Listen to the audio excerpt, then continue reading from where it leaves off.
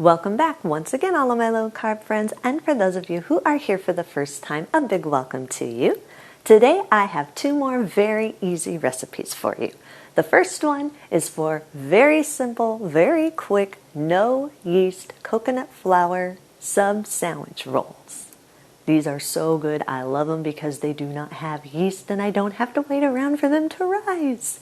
The second recipe is for a very quick, easy barbecue pork sandwich. Now, if you don't like pork, you're not a pork fan, you can always use chicken instead of pork for this recipe. It's very easy, very versatile, very tasty. And if you want printable versions of these, you can check out my website at janetsdeliciouslowcarbkitchen.com. You can find printable versions of these and other goodies there for you. And if you're new to the channel and you want to see lots of easy, delicious, low-carb keto recipes, make sure you click that subscribe button and click the notification bell that's right next to the subscribe button. That way you can be notified every time I put out new videos on every Wednesday and Saturday. And if you'd like to help support the channel, make sure you scroll down in the description of the video. You'll see some Amazon affiliate links. Anytime you purchase anything using those Amazon affiliate links, a small portion will go to me and will help to support the channel. So, anytime you want to purchase anything on Amazon, make sure you remember me, use my affiliate link, and a small portion of your purchase will help to support the channel. And while you do all that, let's get cooking.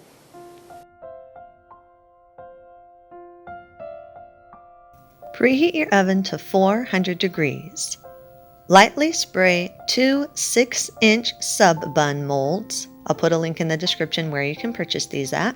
In a medium mixing bowl, combine 1/3 cup of coconut flour, 1/4 teaspoon of salt, a half teaspoon powder, and a half teaspoon of xanthan gum.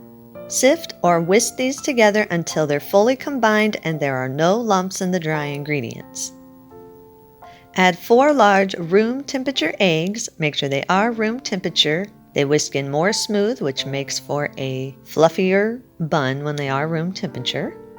Whisk the eggs into the dry ingredients until everything is fully combined and all the dry ingredients have been moistened. Once it's combined and the dry ingredients are moist, then whisk vigorously for another about 20-30 seconds. This just helps to create a little more air in your dough, which makes for a fluffier bun when it's all done.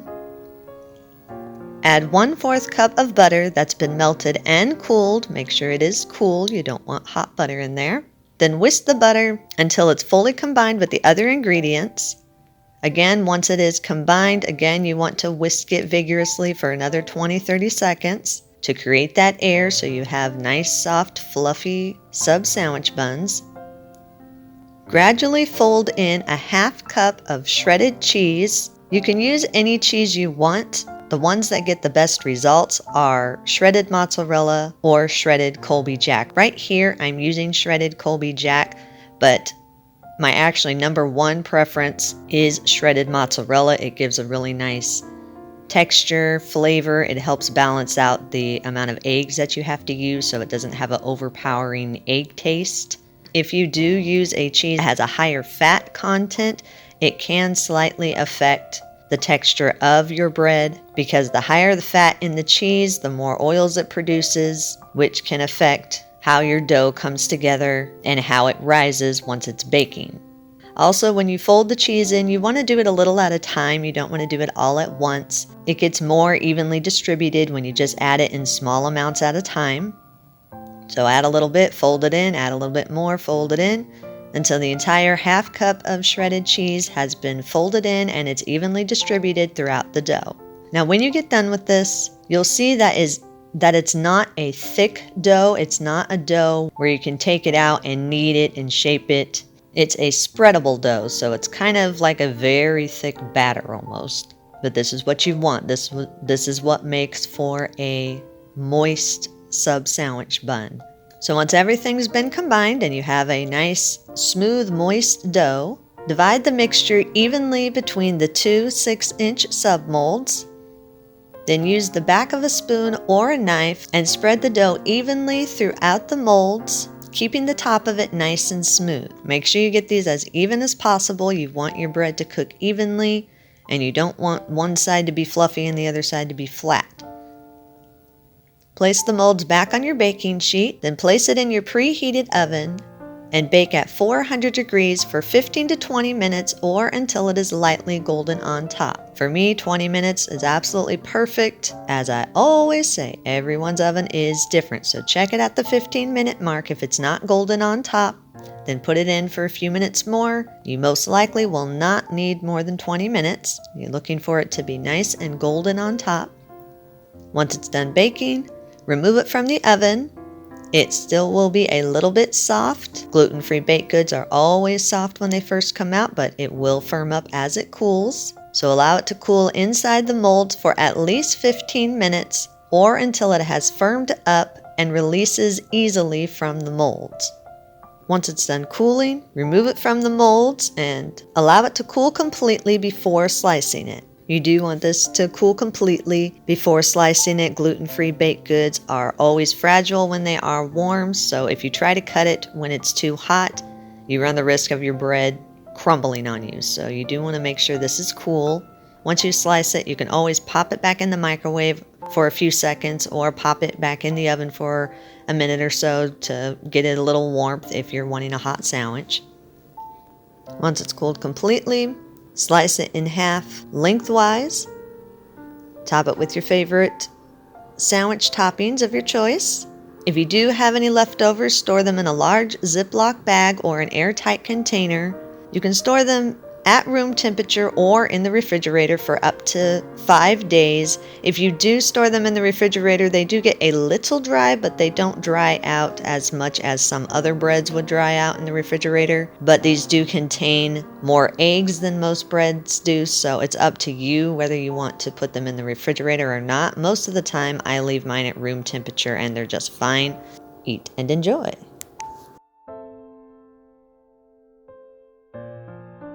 In a small bowl, combine 3/4 cup of keto ketchup or 3/4 cup of tomato sauce. If you're wanting to use keto ketchup, I'll leave a link in the description for my 5-minute keto ketchup. Add a half teaspoon of onion powder, anywhere from 3 tablespoons to up to a half cup of golden monk fruit or brown sugar sweetener of your choice. How much you use of this depends on how sweet you like your barbecue sauce. I like my barbecue sauce to have a little bit of tang to it, but I like it to be sweet. So I probably go closer to a half cup. But again, however sweet you want your barbecue sauce is up to you. So anywhere from 3 tablespoons to a half cup. Add 2 teaspoons of paprika, 1 teaspoon of salt, a half teaspoon of garlic powder, a 1/4 teaspoon of ground mustard, a 1/4 teaspoon of ground black pepper, 1 tablespoon of apple cider vinegar. If you don't want your barbecue sauce to have a little bit of tang, you can leave out the apple cider vinegar because the keto ketchup already has a little bit of vinegar in it. But if you're like me and you like your barbecue sauce sweet, but you like a little bit of a tang to it, then leave the apple cider vinegar in. Add 1 tablespoon of Worcestershire sauce. Whisk these all together until they're fully combined and the mixture is smooth. Once the barbecue sauce is made, set that aside for a minute. Preheat your oven to 425 degrees. Place a 3-pound pork loin or pork roast, or if you don't want pork, you can use up to 3 pounds of boneless, skinless chicken breasts. Place these in a 3-quart saucepan. Then lightly spray the pork or the chicken, whichever one you're using, with some cooking spray. And I usually use a silicone brush and just spread the cooking oil all around it to give it some good moisture. Lightly season the pork or the chicken with a little bit of salt and pepper up to your taste. Then spoon a thin layer of the barbecue sauce over the top and the edges of the pork loin or the chicken breasts. Then place it in your preheated oven and bake anywhere from 45 minutes to an hour or until the internal temperature is at least 145 degrees. I like to check it at the 30-minute mark and add a little bit of water to the bottom of it and then loosely cover it with some foil and then cook it for another 15 to 20 minutes.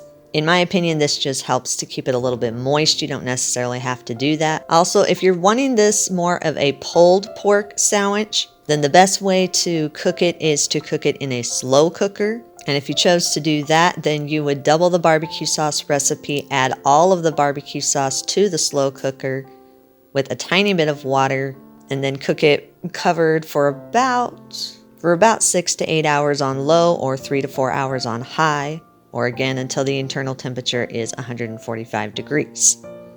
Once it's done cooking, remove it from the oven and allow it to sit for about 5 minutes to finish up the cooking process. Anytime you remove anything from the oven, technically for the next few minutes, it's still finishing cooking, so allow it to rest for that 5 minutes. Then slice or shred the pork or chicken, whichever one you're using, into your desired slices. Spread your desired amount of barbecue sauce on your sub sandwich bread. Then place your desired amount of meat on your bread. Top it with some more barbecue sauce. And if you want to, you can top it with some veggies. I just put a little bit of baby spinach and some onions on it. You can put whatever you want on it, whatever type of sandwich toppings you want. If you do have any leftover pork or chicken, just store it in an airtight container in your refrigerator for up to 3 days. I usually use any leftovers of the pork loins for making carnitas, so eat and enjoy. And those are our recipes of the day. I hope you enjoyed them. If you did and you want to see more videos like this, make sure you click that thumbs up like button, click that subscribe button. You can leave me a comment if you want to. Let me know if there's any recipes that you'd like to learn how to make, and I'll do what I can to get those out there for you. And as always, keep cooking.